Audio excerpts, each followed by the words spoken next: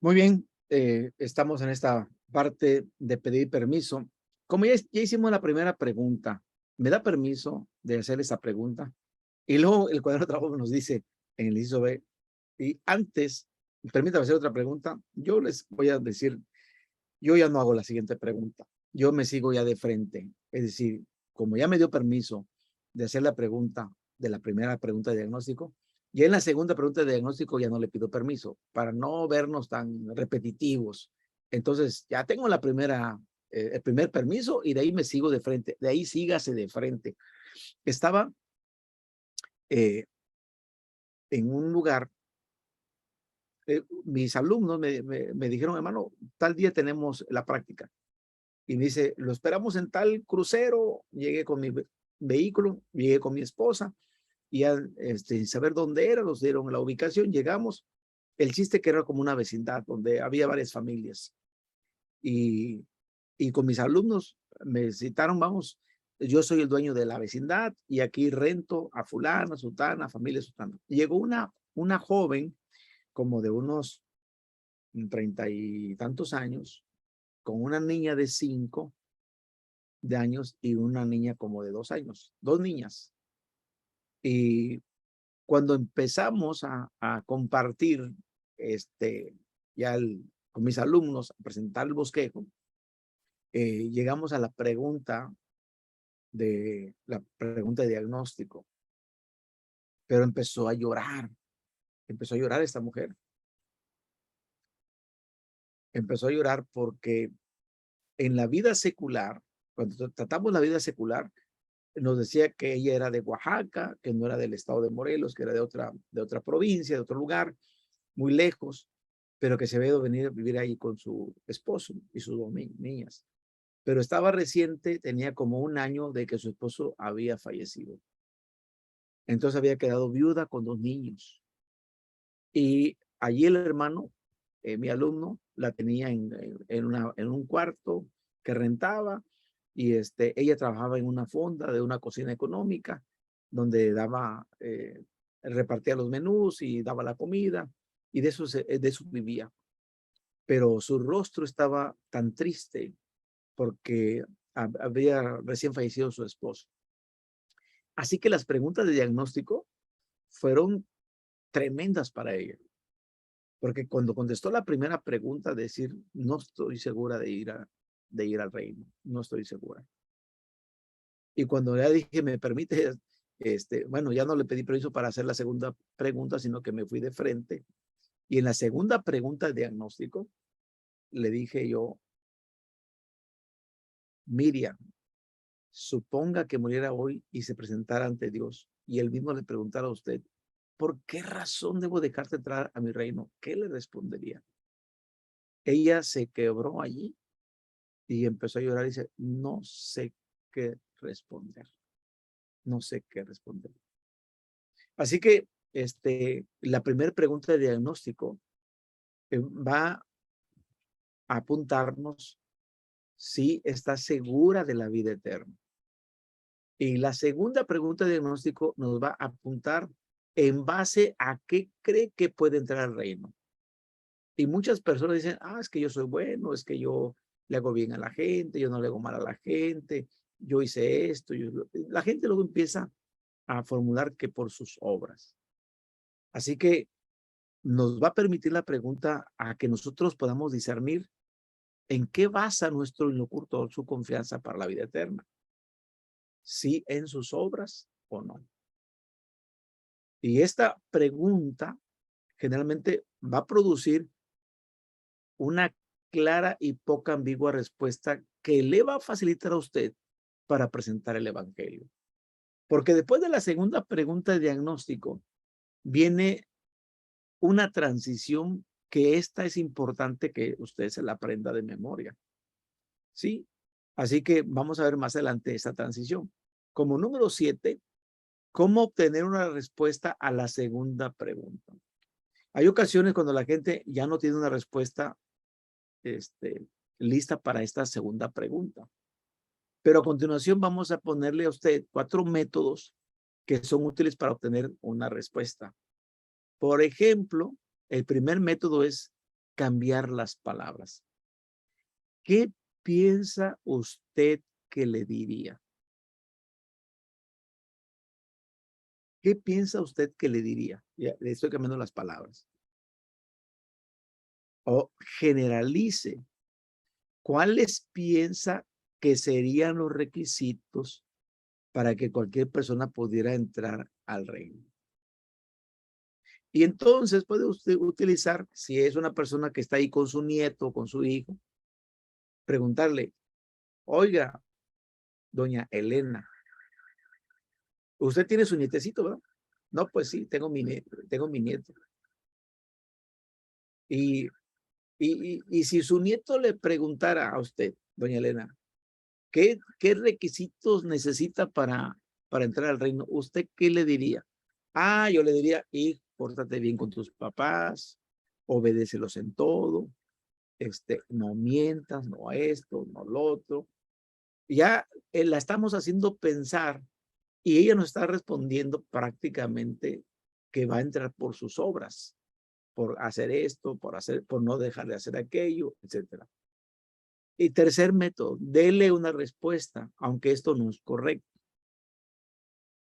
Porque si le damos una respuesta, va a decir, bueno, esto era lo que yo estaba pensando. Yo creía que iba a ser, creía que iba a ser bueno guardar los mandamientos, etcétera. Y luego son estas las ideas que ha tenido en su mente. Yo a veces les digo, no pongan palabras en la boca de las personas, porque es que usted me dijo eso. Yo ni siquiera pensé eso, usted me puso estas palabras. Por eso es mejor que sea de manera natural que ella responda. Número 4, esté de acuerdo que no sabe la respuesta, entonces realmente usted no sabe lo que le diría a Dios. Y muchas personas de manera sincera dicen, la primera pregunta de diagnóstico te dicen, no estoy seguro de entrar al reino. No estoy seguro, la verdad no, ni lo he pensado, no. Y la segunda dice, no sé qué decirle. Si ya se quedan ahí déjenlos. No sé qué decir, no tengo una respuesta, no sé qué le diría a Dios, la verdad. Algunos sí son más atrevidos, dicen, ah, no, yo les diría que yo hice esto, que yo hice aquello, que yo hice el otro, que esto, y que yo me porté bien, y que sí, hay gente que se va de largo y está bien, pero nosotros, si la gente sabe que no tenemos, si usted sabe que la gente no tiene la respuesta, así déjele. Usted le dice, realmente usted no sabe lo que le va a decir a Dios. Y número 8, repita y confirme la respuesta. Es decir, repita la pregunta y confirme la respuesta. Entonces, repita su respuesta exacta para confirmar que usted la escuchó. Ah, usted le diría a Dios, Dios debe dejarme entrar al reino porque yo hice esto y esto y esto y esto. Eso es lo que usted le diría, usted es lo que dijo. Esto va a servir para prevenir a las personas de decir al final de la presentación del evangelio, ah, yo siempre había creído en Jesucristo y yo siempre había confiado únicamente en él para mi salvación. No, no, no, no, no. Se acuerda que yo hasta le repetí y le confirmé la respuesta y usted me dijo que usted iba a decirle a Dios que usted daba ofrenda, que usted visitaba a los enfermos, que usted le daba de comer a los hambrientos, que usted daba un vaso de agua a los necesitados, que usted dijo esto y esto y esto. Pues de esa manera yo me aseguro y me prevengo de que al final no me diga, ah, no, yo siempre he creído en Cristo. No, no, no, no, no. Cuando yo le pregunté, usted me contestó esto y esto y esto y esto. Y por eso se lo repetí y confirmé su respuesta. Entonces, bien importante esto, que repite y confirme la respuesta para que al final no le salgan con otra cosa. Y ahora sí vamos a ir a la parte del punto número 9 en Romano. Interpreta las respuestas. La presentación del evangelio debe de adaptarse al prospecto. El poder de la presentación de evangelismo explosivo radica en que es adaptable. Recuerden que no es algo enlatado, sino se va a adaptar dependiendo de las personas. Así que las respuestas que nos den las personas en las dos preguntas de diagnóstico se interpretan para que nosotros podamos dar una buena presentación y adaptar la presentación de acuerdo a la condición espiritual de cada persona. La gente puede confiar solamente en una de estas dos personas para estar en el reino, únicamente en Jesucristo o mediante sus esfuerzos humanos. Ahí está la clave. Las respuestas para interpretar es que la gente solamente puede confiar en dos cosas, o en Jesucristo o en sus esfuerzos humanos. Y puede ser que si nosotros hacemos diagnóstico en la iglesia, puede ser que algunos hermanos de la iglesia nos digan, ah, no, yo sí voy a entrar porque yo guardo el sábado. Ah, sí, yo voy a entrar al reino porque doy mi diezmo. Ah, porque yo ofrendo. Y cuidado si la gente de nuestra iglesia pensara así, porque sería una respuesta de salvación por obras. Y recuerden que somos salvos por medio de la fe. Porque más el justo por la fe vivirá. Así que nosotros somos de la línea de Abraham, del padre de la fe, y nosotros sabemos que la única respuesta es Jesucristo. Es que yo asisto a la iglesia, soy un buen vecino, doy a los pobres, no le hago mal a nadie. No está confiando en Jesucristo, está confiando en sus obras, en lo que él hace. Y entonces hay una tablita de 4 posibles combinaciones de respuestas a las 2 preguntas de diagnóstico. Y váyanse a la tablita, por favor, que está en la página 40. Página 40. Y esta es la tablita. Ahí está, pregunta 1, pregunta 2, interpretación y tratamiento. Así están las 4 columnas. Pregunta 1, pregunta 2, interpretación y tratamiento. Si en la pregunta 1, cuando uno le pregunta, si usted muriera hoy, ¿usted cree que iría al reino de Dios? Si él dice sí, y luego le pregunto, oiga, y si se presenta delante de Dios y Dios le pregunta, ¿por qué, Ricardo, por qué te tengo que dejar entrar? Y usted le diría, a mí me tiene que dejar entrar porque yo confío en Cristo, porque yo creo en su Hijo. Entonces, mi interpretación es que es creyente, ya es creyente. ¿Cuál es el tratamiento con esa persona? Porque puede ser que yo tenga la plática con un bautista, con un pentecostal, con alguien que conoce el evangelio, pero no está bien en la doctrina. Cree en Cristo, está seguro de la vida eterna porque pone su confianza en Cristo. Es alguien que cree. El tratamiento es, yo voy a compartirle mi doctrina. ¿Se acuerdan de los 3 apartados que vimos de los 28 puntos de fe de la iglesia?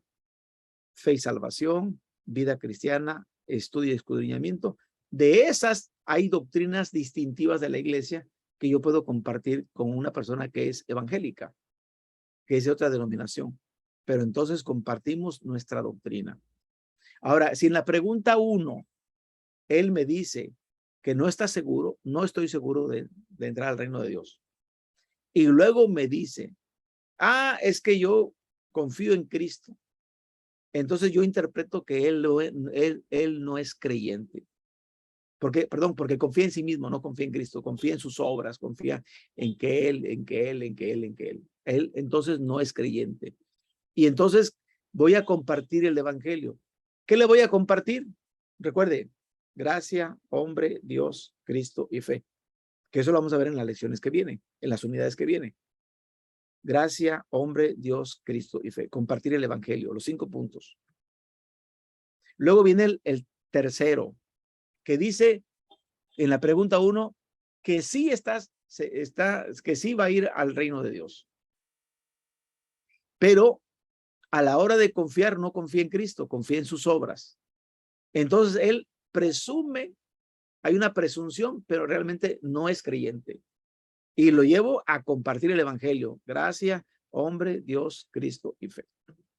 Y por último, el último cuadrito, me dice que no está seguro de ir al reino, pero confía en Cristo en la segunda pregunta.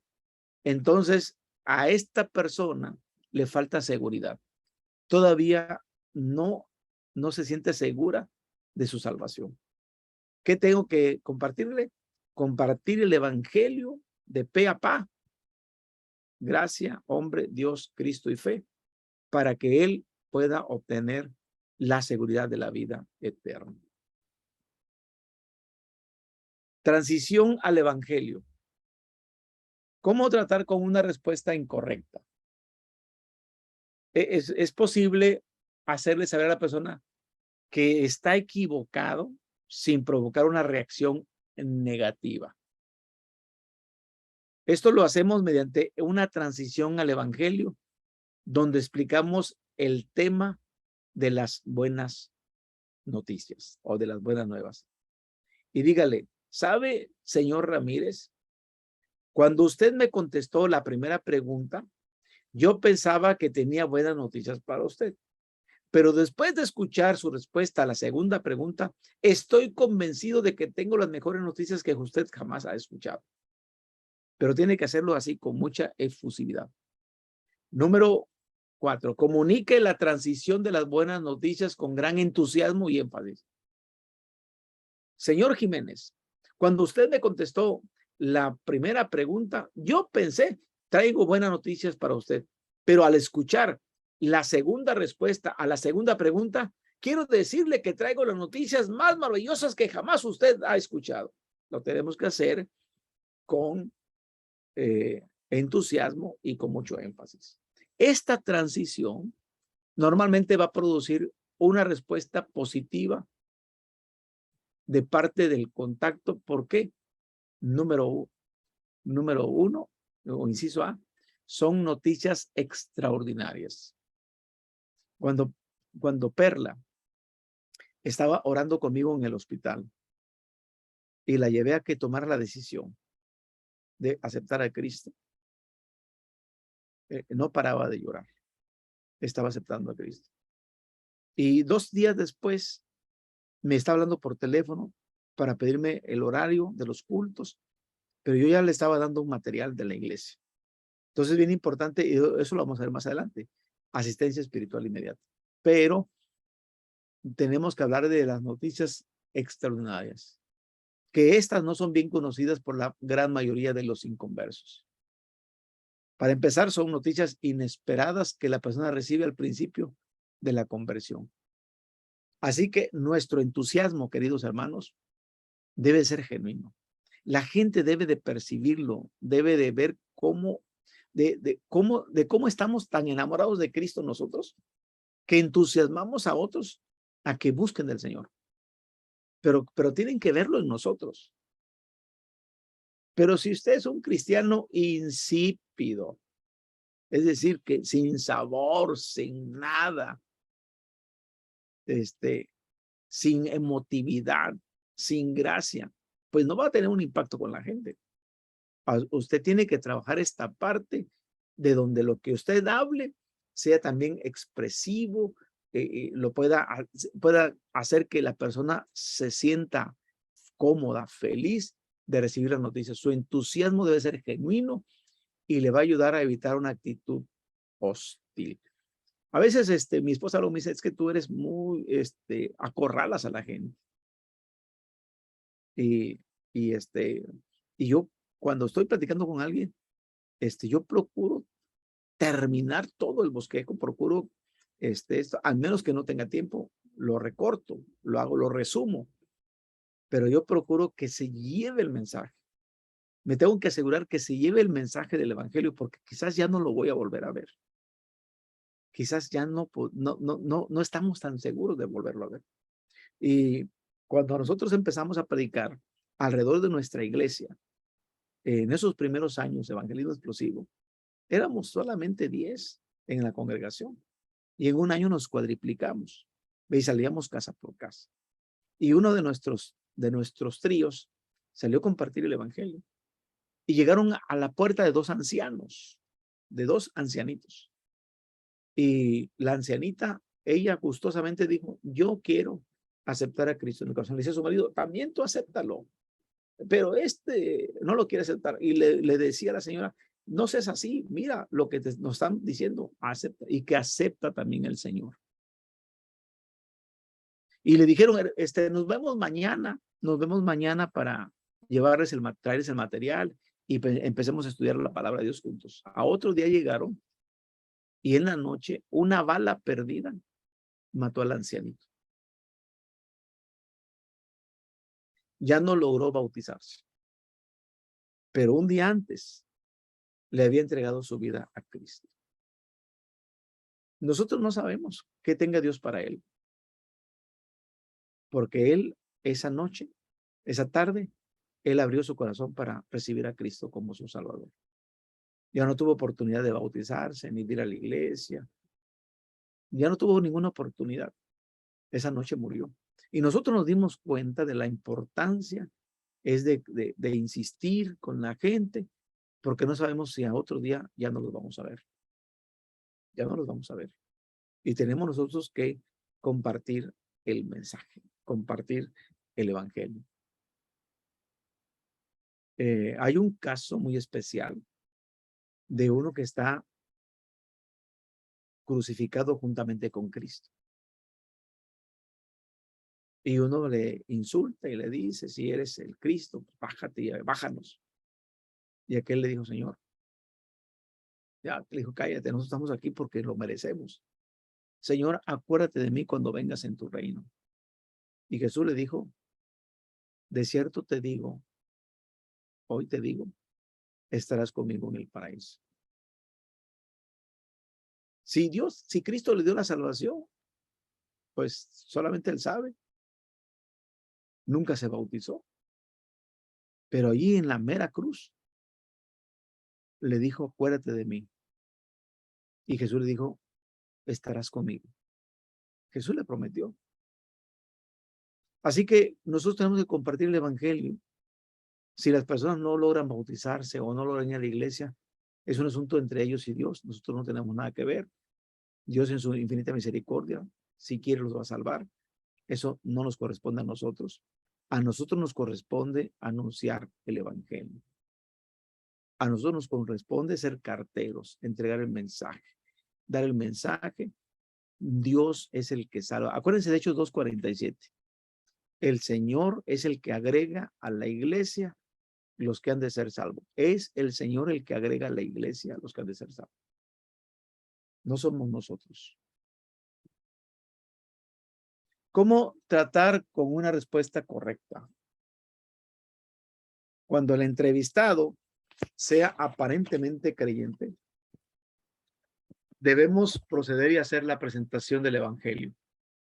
Así que en las salidas de práctica, de entrenamiento práctico, acuérdese que está usted participando en un ministerio de entrenamiento. Así que no le pida permiso para hacer una práctica de la presentación de evangelismo explosivo. Aunque esta persona aparentemente sea creyente, nosotros le compartimos el evangelio para que se haga la práctica. Muchas personas pueden sentirse ofendidas si usted le dice, oh, yo sé que tú ya eres cristiano, pero estoy practicando evangelismo explosivo y quiero hacer una práctica contigo. No, no lo diga. Usted quédese callado, haga la práctica. Y practique con sus familiares, practique con sus conocidos. Evangelismo explosivo. No les diga que usted está haciendo una práctica.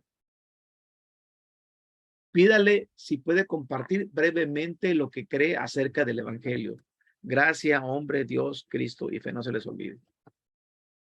Así que más vale, dice un dicho, pájaro en mano que 100 volando. O sea, es mejor compartir el evangelio con un creyente que arriesgarse a tocar 2 o 3 puertas y que nadie te reciba. Si ya tienes a alguien, aunque sea creyente de otra denominación, tú haz ahí tu práctica. Porque lo importante es que practiques para que te conviertas en un verdadero evangelista. Cuando termine, es oportuno poder comparar algunos aspectos de doctrina con él, sobre todo con aquellos puntos de fe que nos hacen distintivos a otros grupos evangélicos. Muchas personas están buscando una iglesia con un énfasis evangelístico, o aún más podrían desear conocer nuestra doctrina y también pueden reclutarlo como su compañero de oración. Doña Reina me preguntaba, me dijo, soy de una iglesia pentecostal, pero cuando vio que yo le estaba compartiendo a su hermana, ella no dijo, no, no vayas a esa iglesia, vente a la... No, no. Ella vio y me preguntó, descansan el sábado, ¿verdad? Le digo, sí. No comen alimentos inmundos, le dije, sí. Entonces, me di cuenta que sí conocía algo de nosotros, pero no me objetó que yo le siguiera compartiendo a su hermano, porque dice, mi hermana está tan perdida que si usted le predica, yo me siento aliviada de que está conociendo del Señor. No está diciendo, me la voy a llevar a mi iglesia.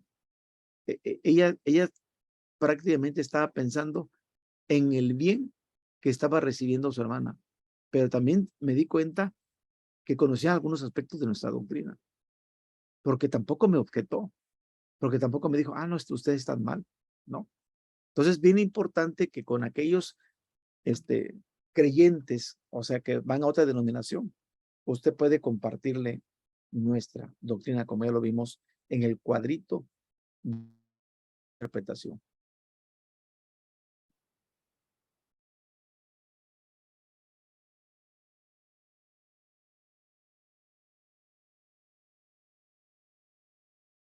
Muy bien, estamos terminando la unidad de número 5 y vamos a la guía de estudio. Guía de estudio. ¿Están listos con la guía de estudio? Página 42.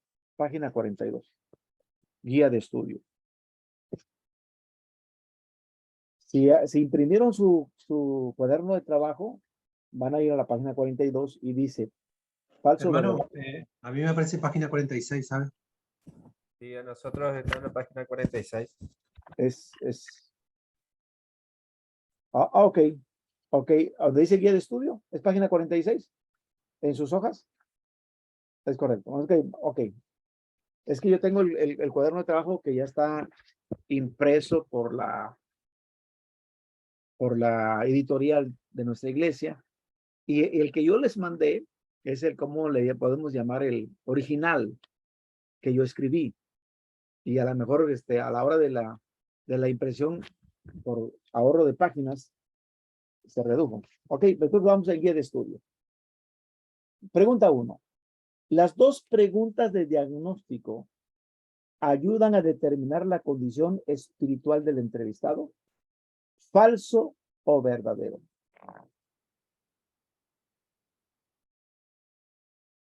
Quiero ver sus manos. Muy bien, verdadero. Póngale ahí un circulito a la pregunta.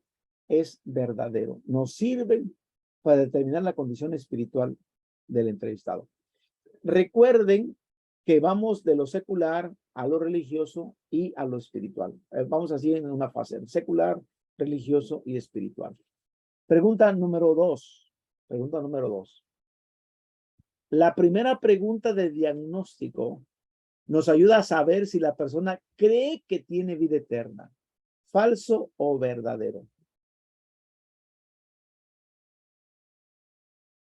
Muy bien, verdadero. Verdadero. Es para saber si tiene vida eterna o no. 3. Antes de hacer la segunda pregunta, se recomienda que pida ¿qué? Permiso para compartir el evangelio. Siempre pida permiso para compartir el evangelio. Ahí agréguele, pida permiso. Escriba ahí, permiso. Pregunta número 4.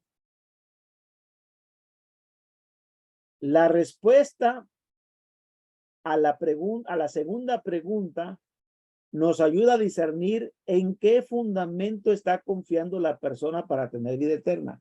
¿En qué se fundamenta? ¿En sus obras o en Dios? ¿Falso o verdadero?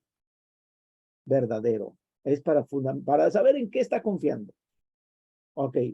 Número 5. 4 maneras para obtener respuesta al porqué de Dios son. Al porqué de Dios. Cuando Y si usted se presenta delante de Dios y Dios le pregunta por qué te tengo que dejar entrar, ¿cuáles serían esas 4 maneras para obtener la respuesta? Inciso A, cambie las palabras. ¿Se acuerdan? Cambiar las palabras. Y viene una pregunta, ¿qué piensa usted que le diría? Esa es la primera. La segunda manera es generalice. Y en eso de generalice, ¿cuáles piensa que serían los requisitos para entrar al reino? Y le puse el ejemplo de la abuelita que le dice a su nietecito, oiga, si usted le quisiera preguntar a su nieto, ¿qué se requiere para entrar al reino? ¿Usted qué? Yo le diría, pórtate bien con tus padres, obedéceles, cómete la sopa, no desperdicies la comida. Según que puse el ejemplo. Tercero, dele una respuesta. ¿Son estas las ideas que ha tenido en mente? Y que yo hasta le dije, no pongan sus palabras en la boca de ellos. No es recomendable, pero así viene en el cuaderno. Pero yo en la práctica les digo, este método del tercero no funciona. Esté de acuerdo que no sabe la respuesta y entonces usted le empieza a decir qué le diría a Dios.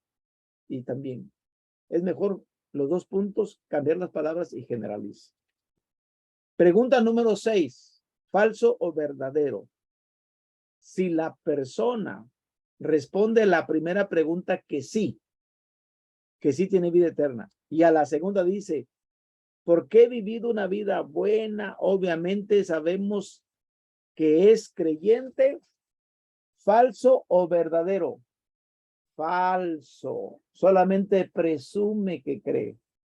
Y si presume que cree, preséntele el evangelio. Gracia, hombre, Dios, Cristo y fe. Muy bien. 7. Si la persona da una respuesta negativa a la primera pregunta y una correcta a la segunda, es muy probable que le falte, ¿qué cosa? Seguridad de vida eterna. Y entonces hay que trabajar con ella. Evangelio, gracia, hombre, Dios, Cristo y fe. Número 8. ¿Es posible decirle a una persona que sus respuestas son incorrectas sin provocarle disgusto? ¿Falso o verdadero? Yo le voy a decir, usted es incorrecto lo que dice, pero lo que yo le voy a decir no le va a provocar disgusto. Verdadero. Y es la transición. Cuando usted me contestó la primera pregunta, pensé, tengo buenas noticias para usted. Pero al escuchar la respuesta a la segunda pregunta, quiero decirle que tengo las noticias más maravillosas que jamás usted ha escuchado. Y esa es la parte de la transición para llevarnos al evangelio. Y es la manera con que le digo, se equivocó, pero no la estoy ofendiendo. Le estoy diciendo, usted me contestó mal, pero no la estoy ofendiendo. Número 9. Si el entrevistado demuestra con claridad que ya tiene vida eterna, usted no debe malgastar su tiempo ni el de su alumno para hacer la presentación del evangelio. ¿Falso o verdadero? Repito, si el entrevistado demuestra con claridad que ya tiene vida eterna, usted no debe malgastar su tiempo ni de su alumno para hacer la presentación del evangelio. Muy bien, falso. ¿Por qué? Porque recuerden que más vale un hermano que 1000 volando. Es decir, como no sabe que es un ejercicio, yo le presento el evangelio y con él hago comparación de qué? De doctrina. Muy bien. Tenemos minutos para hablar un poquito del reino de Dios. Ustedes me dicen. ¿Vamos? Bien. Ayer comentamos un poquito acerca del reino de Dios como una fase neotestamentaria. Pero el reino de Dios está basado en el Antiguo Testamento y está basado en una cita bíblica que se encuentra en Éxodo, capítulo 15, versículo 18 al versículo 19. Anoten, por favor. Éxodo 15, 18 al 19. Anoten las citas, las leen después en casa con calma, para irme un poquito más rápido. Dice el texto de Éxodo 15, 18 al 19. Jehová reinará eternamente y para siempre, porque Faraón entró cabalgando con sus carros y su gente de a caballo en el mar, y Jehová hizo volver las aguas del mar sobre ellos, mas los hijos de Israel pasaron en seco por en medio del mar. Si usted lee el capítulo 15, se trata del cántico de Moisés y de María. Es un cántico de libertad, porque fueron liberados del ejército egipcio.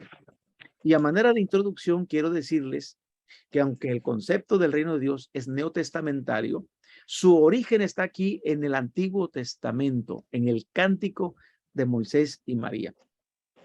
En el cántico. ¿Por qué?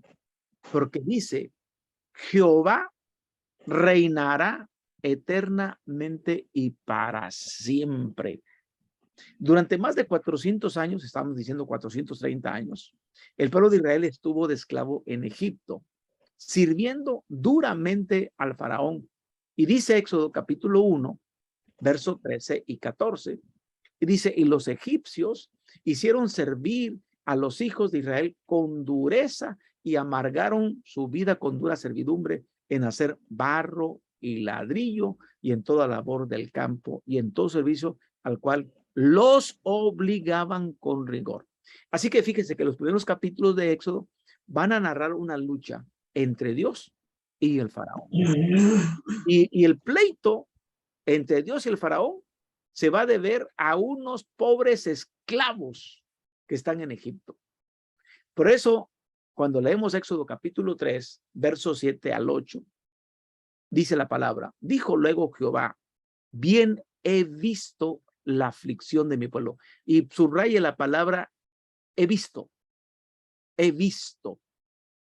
Y luego dice, y he oído su clamor. No solamente vio, sino que también oyó su clamor a causa de sus exactores.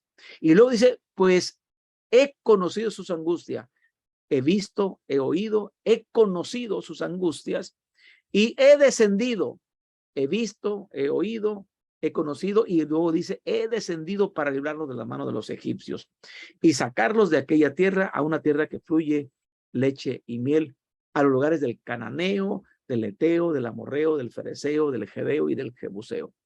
Ok, entonces miramos aquí que el pueblo de Israel es librado. Y al momento de cruzar el Mar Rojo, la muchedumbre pasaba de la esclavitud a la libertad. Y la primera declaración es proclamar a Dios como rey porque lo ha librado. Quieren que Dios ahora reine eternamente y para siempre, así dice Éxodo 15, 18, en el cántico. Jehová reinará eternamente y para siempre. Quiero decirles que para que se dé un reino, se necesitan tres partes. El rey, un territorio y súbditos. Anote, rey, territorio y súbditos. Pero aquí hay dos detalles que no hay que pasar por alto. Que el reino de Dios está compuesto por una muchedumbre de pobres, apátridas, extranjeros e inmigrantes. Eso es Israel. Repito, pobres, apátridas, extranjeros e inmigrantes. Y cuando nosotros nos referimos a apátrida, es aquel que carece de nacionalidad. No tiene patria, no tiene territorio, no tiene himno y no tiene bandera. ¿Saben que hoy en el mundo hay 3.9 millones de apátridas en 70 países? Según la ONU. Y que hace algunos años tuve el privilegio de estar en la frontera con México, con Guatemala, y llegamos a un lugar que le llaman La Línea. Y estando allá fuimos a predicar el evangelio con otros dos misioneros. Y estando allí en La Línea, nos encontramos con personas que eran de Guatemala, pero que los habían los habían sacado de sus tierras porque les habían vendido sus tierras a los europeos y el gobierno los sacó. Y entonces ni eran ni de México y ni eran de Guatemala. Y le dije al encargado del campamento, con un silbato nos juntó a toda la gente y ahí compartimos el evangelio. Y me dijo, nosotros no tenemos documentos, no tenemos patria. Ser una patria entonces representa, escuche bien, tener una vida sin educación, sin servicios médicos, sin empleo legal. Significa no poder casarse, no tener una casa, no tener libertad de movimiento, vivir al margen de la sociedad sin expectativas y sin esperanza. De apátridas, Dios se vale para hacer un reino, es increíble. De inmigrantes, de gente que no tiene un lugar, solamente les promete una tierra que fluye leche y miel, pero que esa tierra le pertenece a los cananeos. Así que en el episodio del Mar Rojo, Dios aparece ante los ojos de Israel como varón de guerra. Y por eso dice el capítulo 15, verso 3, Jehová es mi guerrero, Jehová es varón de guerra, Jehová es su nombre. Y a partir de entonces, aquí miramos nosotros que los esclavos salieron de Egipto, ahora van a formar un reino. Bueno, miraban en Egipto. Cuando llegan al monte Sinaí, es bien importante que a Dios le agrada. Ah, ¿tú quieres que yo sea tu rey? Cuando dices Jehová reinará eternamente y para siempre, ¿quieres que yo sea tu rey? Y entonces él acepta ser el rey. Y quiero que ustedes vayan después de Éxodo capítulo 15 hasta Éxodo capítulo 19. Y empieza Dios a revelarles al pueblo de Israel y les dice, vosotros visteis lo que hice a los egipcios y cómo os tomé sobre alas de águilas y os he traído a mí. Ahora pues, si diereis oído a mi voz, observe, y guardareis mi pacto, vosotros seréis mi especial tesoro sobre todos los pueblos, porque mía es toda la tierra y vosotros, ahí empieza a decirles el Señor, me seréis un reino de sacerdotes y gente santa. No sé si esto les lleva a primera carta de Pedro 2:9. Real sacerdocio, gente santa, pueblo adquirido. El reino de Dios es que Israel se va a convertir en un especial tesoro. Y si usted tiene la curiosidad de el Salmo 24, fíjense, el verso 1 dice, de Jehová es la tierra y toda su plenitud, el mundo y los que en él habitan. El reino de Dios es toda la tierra, porque dice, mía es toda la tierra. Para que haya reino tiene que haber un lugar, y aquí es la tierra. Y para que haya un reino tiene que haber un rey, y este es Dios. Y para que haya un reino tiene que haber súbditos, y es aquellos que quieran ser reyes y sacerdotes y gente santa. Así que Éxodo 19:4-6 dice, estas son las palabras que les vas a decir a los hijos de Israel. En el verso 8 está el cumplimiento de la respuesta del pueblo. Y todo el pueblo respondió a una y dijeron, todo lo que Jehová ha dicho, eso haremos. ¿Y saben ustedes qué pasó después del 19? Viene el capítulo 20. Éxodo 20. Y Éxodo 20, anótele bien ahí, son las cláusulas para vivir el reino de Dios. Son las cláusulas para vivir el reino de Dios. Ellos tuvieron que entender claramente que las cláusulas del reino de Dios son los 10 mandamientos que van a permitir a Israel ser un grupo de esclavos salidos de Egipto para convertirse en el reino de Dios. Y vamos a ver que el propósito original de los 10 mandamientos y su importancia va a permitirle a Israel ser una sociedad diferente de todos los demás pueblos. Así que la ley de Dios se le conoce como la ley real, porque es la ley para reyes. Y se conoce también como la ley de la libertad. Los 10 mandamientos es la ley real y es la ley de la libertad. Y si usted quiere leer Santiago capítulo 2, verso 8-12, se lo dejo de tarea. Allí están algunos de los mandamientos de la ley de Dios y Santiago le llama la ley real, la ley de la libertad. Y tiene como propósito la ley, la cláusula del reino, evitar la opresión. Israel estuvo esclavo más de 400 años y fue un pueblo oprimido. Y los mandamientos de Dios es para evitar la opresión. La opresión. Y cuando nosotros hablamos de los mandamientos, de Dios, nada más para que usted tenga una idea. En el primer mandamiento, no tendrás dioses ajenos delante de mí. Fíjese, ellos sabían que en Egipto el Dios era el lagarto, el perro, el gato, el escarabajo, la mosca, todos eran dioses. No te harás imagen de ninguna semejanza, dice el segundo mandamiento. No tomarás el nombre de Jehová tu Dios en vano, porque no va a dar por inocente al que tomare su nombre en vano. Empieza Dios a decirle que el mandamiento 2 y el mandamiento 3 es para reforzar el mandamiento 1. No tendrás dioses ajenos. El mandamiento 2 y 3 es para reforzar el mandamiento 1. No te harás imagen y no tomarás el nombre de Jehová tu Dios en vano. Y el mandamiento número 4 es un mandamiento que tiene que ver con combatir la opresión. Donde en Egipto no tenías ni días feriados, ni días de descansos, ni vacaciones. No tenías nada. Trabajabas todos los días y eras esclavo. Y entonces, fíjense Dios como le dice, acordarte has del día de reposo para santificarlo. 6 días trabajarás y harás toda tu obra, más el séptimo será para Jehová tu Dios. Es el sábado, es para Dios. Y reposas tú, tu hijo, tu hija, tu siervo, tu criada, tu buey, tu asno, hasta todo tu animal de carga. Así que usted no puede decirle, hermano, pues aquí estoy el sábado en la iglesia. Y sus hijos atendiendo el negocio. No, ni tus hijos. Aquí estamos en la iglesia, mi esposa y mis hijos.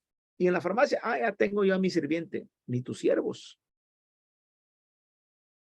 Y si tienes toros, asnos, burros que alquiles para sembrar, para cosechar, para lo que sea, ni tus animales prestes, ni alquiles, ni nada, porque hasta tus animales descansan. Vean la bendición de las cláusulas del reino, y vienen todos los mandamientos que se dividen para Dios y para el prójimo.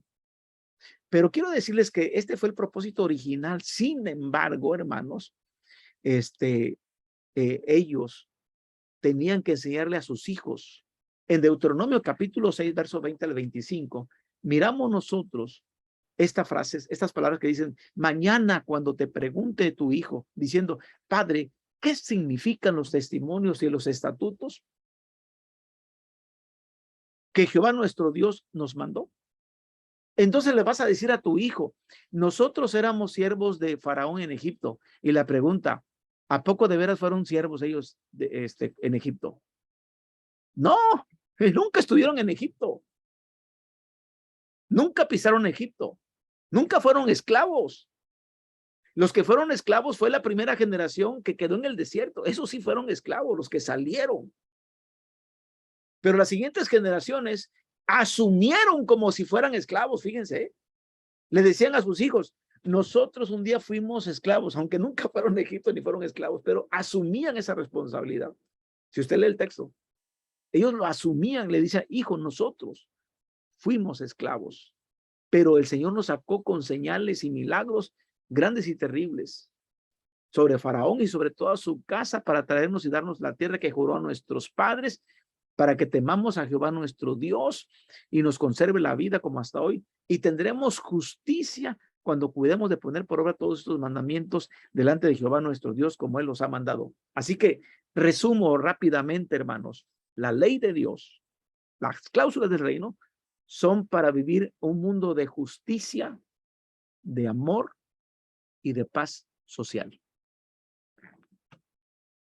Yo les preguntaba aquí al grupo que yo estoy predicando los sábados, ¿qué pasaría si no hubiera asesinatos ni robos? ¿Qué pasaría si todos guardaran los 10 mandamientos? Me decían, hermano, dejaré mi bicicleta y mi moto en la calle hasta con las llaves puestas. Mis puertas estarían abiertas porque nadie se llevaría nada, ni pasaría nada. Porque lo que hacen las cláusulas del reino tiene que ver con quitar opresión, hacer justicia social, paz social y amor social. Es que Dios no se equivoca. Ese es el reino de Dios. Ahora, ¿qué distingue al reino de Dios con el reino de Egipto? El reino de Egipto, hermanos, vean que la base es una pirámide donde el que está en la punta es el faraón y es un semidios. Y abajo del faraón está su casta sacerdotal. Después de la casta sacerdotal está el ejército. Y después del ejército está los comerciantes, los agricultores, hasta abajo la gente pobre y hasta abajo, los esclavos. Esa es la pirámide del reino de Egipto, a diferencia del reino de Dios, con características diferentes, donde aquí sí hay justicia, paz y amor social. Egipto entonces significa opresión, significa esclavitud, significa dominación. Egipto significa sufrimiento y Egipto significa muerte. Así que, queridos hermanos, los 10 mandamientos se pusieron ahí como cláusulas del reino. Ahora, la pregunta aquí es, ¿Israel alcanzó el reino que Dios quería? Miren, lo que hizo es que ellos dijeron, Jehová reinará eternamente y para siempre, y entró la teocracia, Dios gobernando. ¿Pero qué pasó? En el libro de Jueces, capítulo 8, verso 22 al 23, los israelitas, ya estando en la tierra de Canaán, le dijeron a Gedeón, sé tú nuestro Señor, y luego tú, y luego tu hijo, y luego tu nieto, pues que nos has librado de la mano de Madián. Mas Gedeón respondió, no seré Señor sobre vosotros, ni mi hijo, ni mi nieto os señoreará. Jehová será el Señor de todos vosotros. Desde los Jueces, ellos estaban pensando ya en una monarquía. Uno que gobierna, es uno el que gobierna, la monarquía. Uno es el que gobierna. En la teocracia, Dios es el que gobierna. Y estamos hablando del reino de Dios, pero ellos ya estaban despreciando el reino de Dios. Es decir, estaban regresando a Egipto sin moverse de su lugar, pensando otra vez en Egipto. Así que cuando llega Samuel, el profeta, primer libro de Samuel, capítulo 8, verso 11 al 19, vayan anotando los textos y los van leyendo después. Primer libro de Samuel, capítulo 8, verso 11 al 19, le dice al pueblo, así hará el rey que reinará sobre ustedes. Va a tomar a tus hijos, los pondrá en sus carros, en su gente de a caballo, van a correr delante de su carro, nombrará jefes de miles y jefes de cincuentenas, y así mismo los pondrá en pertrecho de sus carros, pero también va a tomar a sus hijas y las va a convertir en perfumadoras, las va a convertir en cocineras, amasadoras, y también va a tomar de sus viñedos, va a tomar de sus olivares, y el rey va a diezmar, va a quitarles a ustedes todo esto. Aún así, van a querer rey. Dice, y clamaréis aquel día a causa de vuestro rey, que os he elegido, mas Jehová no responderá en aquel día. Y le dijo, Samuel, no te preocupes, no te desprecian a ti, me desprecian a mí. Hermanos, si ustedes revisan los reyes, nosotros tuvimos unas escuelas sabáticas analizando todos los reyes de Israel, los reyes de Judá, es decir, el reino se dividió en el reino del norte, en el reino del sur, y poquitos reyes fueron buenos, la mayoría fueron malos. ¿Sirvió de algo la monarquía? La monarquía hizo más pecar al pueblo y alejarlo de Dios. Y se levantan profetas en el tiempo de el cautiverio. Y cuando hablamos nosotros de los dos tiempos significativos de Israel, que es el éxodo y el otro es el exilio, son los dos tiempos importantes, éxodo y el exilio, para determinar la vida del pueblo de Israel. En el exilio, ustedes se dan cuenta que se van a levantar los profetas mesiánicos, como el profeta Amós, capítulo 2, versos 6 al 7, Dice, por 3 pecados de Israel y por el cuarto no revocaré su castigo, porque vendieron por dinero al justo y al pobre por un par de zapatos, pisotean el polvo de la tierra de los desvalidos y tuercen el camino de los humildes. La paz y justicia social y el amor se perdieron. El profeta empezó a hablarles. Y así como Amós, también se levantó el profeta Oseas, capítulo 13, versos 10 y 11, donde le pregunta, a ver, ¿dónde está tu rey? Y para que guarde todas tus ciudades y tus jueces, de los cuales dijiste, dame rey y príncipe. Te di rey en mi furor y te lo voy a quitar en mi ira, le dice Dios. Y es, hermanos, en la parte rápidamente les digo por el tiempo, que la parte viene del cautiverio, viene lo que se conoce como la esperanza mesiánica de salvación. Y entonces el Mesías ya no solamente viene por un pueblo que es Israel, sino viene el Mesías para todo el mundo. La esperanza mesiánica viene para la reedición de las obras antiguas de salvación. Isaías empieza a profetizar. Isaías se convierte como también un profeta mesiánico. Y 42:1 dice de Isaías, he aquí mi siervo, yo lo sostendré, mi escogido en quien mi alma tiene contentamiento, he puesto sobre él mi espíritu, él traerá justicia a las naciones. Ya es una cuestión de las naciones. ¿Por qué? Porque el reino de Dios es para toda la tierra. Y aquí el capítulo 11, verso 1 y 2, donde declara el profeta, saldrá una vara del tronco de Isaí y un vástago retoñará de sus raíces y reposará sobre él el espíritu de Jehová, los 7 espíritus de Dios, espíritu de sabiduría, de inteligencia, espíritu de consejo y de poder, espíritu de conocimiento y de temor de Jehová. Los 7 espíritus que están en el Apocalipsis ahora van a reposar y van a descansar en el Mesías. El Mesías, hermanos, es la esperanza para los pobres. Los pobres van a tener un principal lugar en el reino de Dios. Dice Isaías 11:14, sino que juzgará con justicia a los pobres y arguirá con equidad por los mansos de la tierra y herirá la tierra con la vara de su boca y con el espíritu de sus labios matará al impío. Y vuelve a repetir en el capítulo 49, verso 13, Isaías, cantad alabanzas, oh cielos, y alégrate tierra, y prorrumpid alabanzas, oh montes, porque Jehová ha consolado su pueblo y de sus pobres tendrá misericordia. Cuando nosotros ya leemos entonces el Evangelio, hermanos, y miramos que se presenta Jesús en la sinagoga a leer el profeta Isaías y donde declara, el Espíritu de Dios está sobre mí, usted se va a dar cuenta cómo va a vivir el asunto con los pobres. El reino de Dios, hermanos, se hace presente en Jesucristo. Pero de una manera así, muy rápida, quise llevarlos al contexto histórico del Antiguo Testamento. ¿Por qué predicamos el reino de Dios?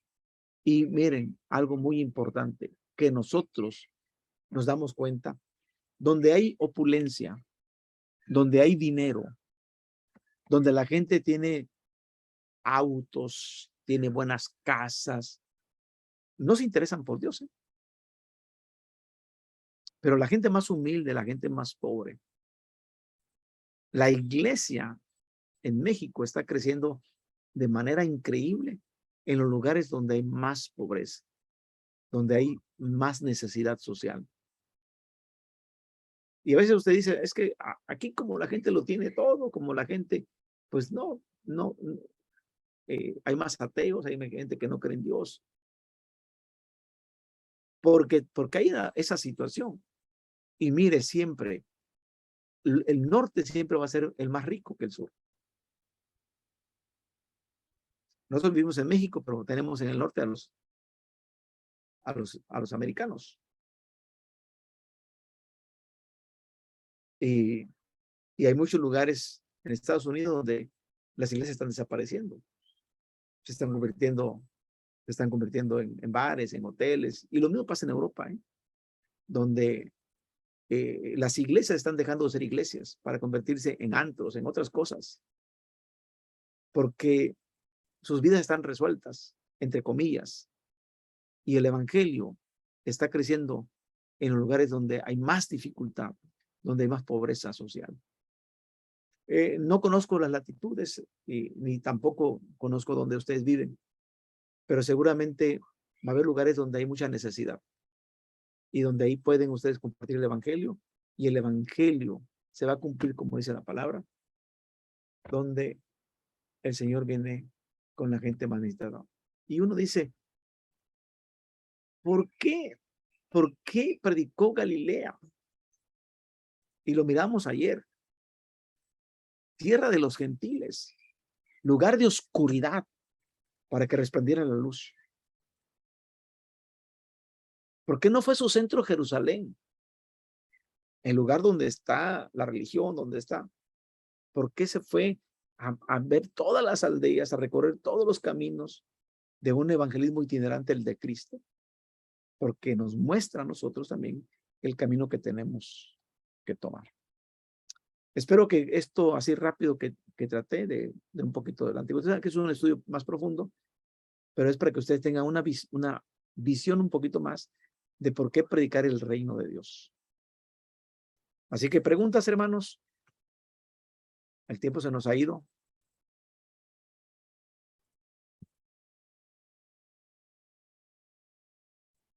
¿Cómo estamos?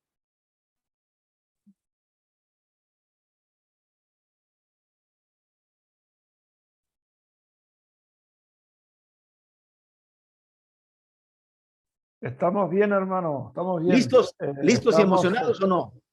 sí, un poco sorprendidos también. No, hay mucha información y bueno, a veces no sabemos, digo por mí, ¿no? Por ahí que preguntar y así, pero está muy interesante la última parte en lo que es, digamos, el Evangelio en el Antiguo Testamento, ¿no? Con el pueblo de Israel, ¿no? Dios siempre nos llama a una libertad, ¿no? Como lo llamó con Moisés, nos llama ahora con Jesús. Siempre quiere lo mejor para nosotros. Y eso es lo más lindo, ¿no? Muy bien, les dejo la tarea, hermanos. Oren por mi hija. Ya mañana, ya es confirmado, mañana la operan. Entra a cirugía muy temprano, 6:30 de la mañana. Y llevamos 2 horas de diferencia. Pero 6:30 de la mañana para ustedes sería ya como 8:30 de la mañana. Ujú. Va a entrar ya a quirófano, y donde estamos orando para que todo salga bien. Y el lunes no tenemos clases. Yo voy a estar ya llegando de Estados Unidos el lunes, pero el martes abrimos la sesión para que el martes veamos, lo primero que vamos a ver la tarea.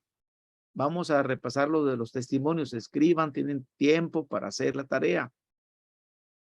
Sí, la tarea no las calificamos. Recuerden, nosotros no vamos a calificar ni los cuestionarios que vienen en el cuaderno de trabajo, ni las tareas.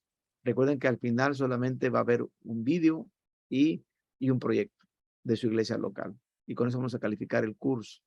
Porque esto, la verdad es que me hubiera gustado que fuera práctico, salir con ustedes casa por casa, que esto lo van a tener que hacer ustedes, pero esperamos que los recursos que les estamos dando desde aquí les sirvan para que ustedes lo puedan realizar. Deseo que tengan bendición esta semana y oren por mi hija. Su nombre es Shulamit. Mi hija se llama Shulamit. Shulamit, Shulamit Méndez.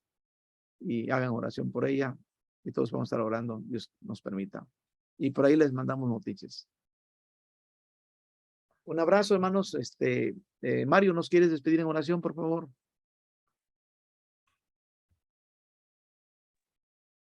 Sí, oramos, hermano. Señor, bendito Padre, te pido en primer lugar que tú estés acompañando a los doctores, que tú estés protegiendo a la hija de nuestro hermano Ricardo en la cirugía de mañana. Te pedimos que tus bendiciones estén sobre ella, Señor. En primer lugar te pedimos eso, que tú la acompañes, la protejas y te pedimos que tú hagas hagas que todo salga de la mejor manera, Señor. También te agradecemos por estas clases que estamos tomando con el pastor. Te agradecemos por su vida, por sus ganas de enseñarnos. Te doy gracias también por todos los hermanos que están aquí en la clase presencial, pero también por la vida de los hermanos que van a tomar la clase grabada, Señor. Te pido tu bendición sobre cada uno de nosotros, te pido que tú nos des fuerza para que podamos seguir adelante, podamos seguir aprendiendo más de ti, de tu palabra, para que podamos ser verdaderas herramientas útiles en tus manos, Señor. Te pido esto, Señor, te agradezco infinitamente por todo lo que nos estás regalando en el nombre santo y bendito de nuestro Señor Jesucristo. Amén.